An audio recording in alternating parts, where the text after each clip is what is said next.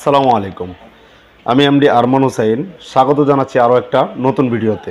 দর্শকবৃন্দ, আজকে কথা বলতে চাই নেপালের ভিসা সম্পর্কে। নেপাল ভিসা কেন বেশি গুরুত্বপূর্ণ আমরা বাংলাদেশিদের জন্য, এই বিষয়টা আমি আজকে আপনাদের সামনে উপস্থাপন করার চেষ্টা করব।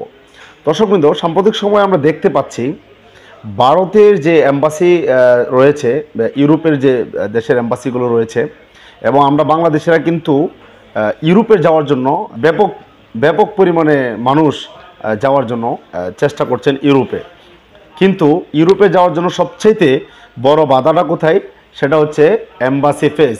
অর্থাৎ বাংলাদেশে তো অনেক দেশের এম্বাসি কিন্তু নেই, যার কারণে আপনাকে ইন্ডিয়াতে যেতে হবে। ইন্ডিয়াতে যে তারপরে হচ্ছে আপনার এম্বাসি ফেস করে সেখান থেকে ভিসা নিয়ে আপনার হচ্ছে কাঙ্ক্ষিত দেশে যেতে হয়। এই যে একটা বিষয়, আমি ভিডিওটা সামনের দিকে যাওয়ার আগে বলতে চাই, আমরা বাংলাদেশিরা চাইব, বর্তমান বাংলাদেশের সরকারকে আমরা অনুরোধ করব, এবং আপনারা আপনাদের জায়গা থেকে জোরালোভাবে সকলেই এটা আবদার জানাবেন যেন ইউরোপের এম্বাসিগুলো বাংলাদেশের মধ্যে স্থাপন করা হয়।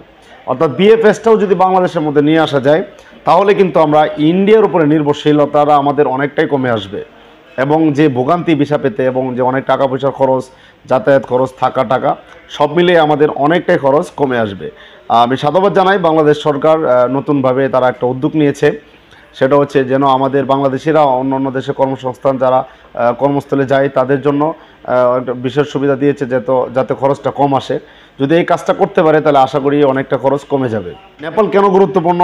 কারণ ইন্ডিয়াতে অনেক এম্বাসি যেগুলো রয়েছে ইউরোপে, সেই এম্বাসিগুলো কিন্তু আপনার নেপালে রয়েছে।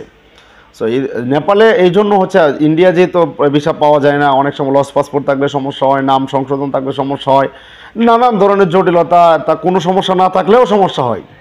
অর্থাৎ আপনার সমস্ত ডকুমেন্টস ঠিক আছে, তারপরেও কিন্তু ভারত ভিসা দিচ্ছে না আপনাকে। অর্থাৎ আপনার কোনো প্রবলেম নাই, তারপরেও তারা একটা প্রবলেম আপনার জন্য ক্রিয়েট করে নিয়ে আসবে, কোনো কারণ ছাড়া হুদাই আপনাকে একটা ভোগান্তি করবে। এই ভোগান্তিটা আমরা কিন্তু নিমেষে শেষ করে দিতে পারি। কীভাবে? গুরুত্বপূর্ণ এম্বাসি কিন্তু নেপালে রয়েছে। তো আপনারা চাইলেই খুব সহজে নেপালের ভিসাটা কালেক্ট করে তারপরে নেপাল থেকে আপনার যে কাঙ্ক্ষিত এম্বাসিটি রয়েছে সেই এম্বাসি ফেস করে আপনি সুন্দরভাবে একটি ভিসা পেয়ে আপনি কিন্তু চলে যেতে পারেন। কারণ নেপাল ভিসা করতে আহামরি কোনো খরচ লাগে না। আপনারা জেনে থাকবেন অনারেবল ভিসা দিয়েও যাওয়া যায়। তারপরে হচ্ছে আপনার যদি অনারেবল প্রবলেম হয়, এয়ারপোর্টে অনেক সময় একটু কষ্টের সম্মুখীন হতে হয়, এরকম কোনো প্রবলেম যদি আপনার মনে হয় তাহলে আপনি ভিসা নিয়ে যেতে পারেন। নেপাল এম্বাসি আপনাকে 6 মাসের ভিসা প্রদান করবে। আপনি 1 মাস মাল্টিপল রিএন্ট্রি, মানে 1 মাস আপনি একাধারে আপনি নেপালে অবস্থান করতে পারবেন। আরেকটা ভিসা আপনাকে দিয়ে থাকবে, সেটা হচ্ছে 3 মাস। 3 মাসের ভিসা দিবে, আপনি 3 মাসই স্টে করতে পারবেন। এই জন্য আপনার হচ্ছে $125 এরকম সামথিং কম বেশ এটা তাদেরকে পেমেন্ট করতে হয়। এই সমস্ত ভিসার কাজ কিন্তু আমরা করে থাকি। দর্শকবৃন্দ, যদি নেপালের ভিসা আপনাদের প্রয়োজন পড়ে তাহলে স্ক্রিনে দেওয়া নাম্বার থেকে নির্দ্বিধায় যোগাযোগ করুন আমাদের সাথে। আমরা আপনাকে আমাদের সর্বোত্তম সহযোগিতা করে আপনার নেপালের যে কাঙ্ক্ষিত ভিসাটি রয়েছে সেটি আমরা আপনাদেরকে করে দিতে সক্ষম হব। এবং হচ্ছে বিমানের টিকিট, আসা যাওয়া এবং হোটেল বুকিং সহ A to Z কাজটাই কিন্তু আমরা আপনাদেরকে করে দিতে পারবো।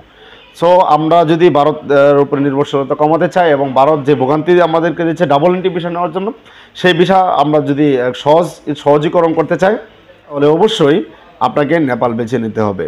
দর্শকবৃন্দ, আজকে আর ভিডিওটা লম্বা করছি না, দেখা হবে নতুন আরেকটা ভিডিওতে। সে পর্যন্ত আপনারা ভালো থাকুন, সুস্থ থাকুন। আমাদের চ্যানেলটা সাবস্ক্রাইব করে পাশে থাকা বেল আইকনটি অন করে রাখবেন, কারণ এরকম নিত্য নতুন আপডেট কিন্তু এমকে ট্রাভেলস ইন্টারন্যাশনাল আপনাকে দিয়ে দেওয়ার চেষ্টা করবে।